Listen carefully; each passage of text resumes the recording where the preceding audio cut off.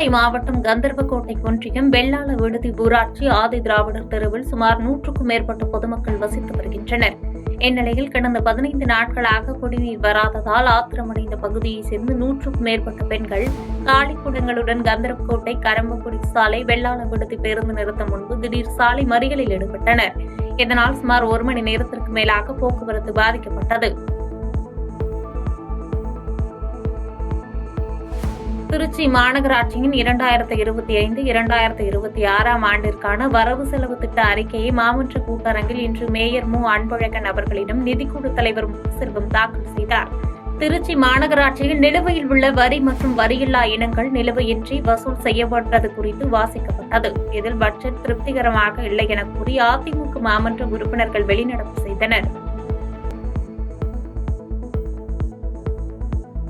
திருவள்ளூரில் தேசிய நெடுஞ்சாலைக்காக கையகப்படுத்தப்பட்ட நிலங்களுக்கு உரிய இழப்பீடு வழங்காததை கண்டித்து தமிழ்நாடு விவசாய சங்கத்தினர் கண்டன ஆர்ப்பாட்டம் நடத்தினர்.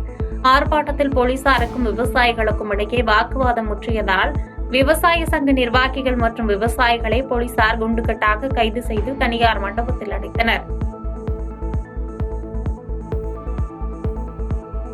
திருவள்ளூர் அடுத்த மணவாள நகர், போலிவாக்கம், மேல்நல்லாத்தூர், கீழ்நல்லாத்தூர் உள்ளிட்ட பகுதிகளில் உள்ள தொழிற்சாலைகளில் இருந்து பேட்டரி, ஏசி, இரும்பு பொருட்கள் திருடு போவதாக புகார் வந்த வண்ணம் இருந்ததால் போலீசார் தீவிர விசாரணை நடத்தினர்.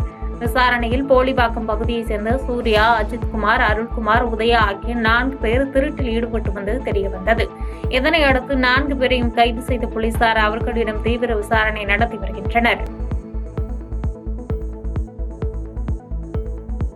சேலம் மாவட்டம் ஓமலூர் நகரில் தினசரி காய்கறி சந்தை கட்டப்பட்டு அமைச்சர்களால் திறந்து வைக்கப்பட்ட நிலையில் தற்போது வரை பயன்பாடின்றி பூட்டியே உள்ளது. இந்நிலையில் ஓமலூர் தினசரி காய்கறி சந்தை வியாபாரிகள் ஓமலூர் பேரூராட்சி அலுவலகத்தை முற்றுகையிட்டு காய்கறி சந்தையை வியாபாரிகள் சங்கத்திடம் ஒப்படைக்க கோரி மனு அளித்தனர். பாதகம் செய்பவரை கண்டால் நாம் பயம் கொள்ளலாகாது பாப்பா. மோதி மிதித்துவிடு பாப்பா, அவர் முகத்தில் உமிழ்ந்துவிடு பாப்பா.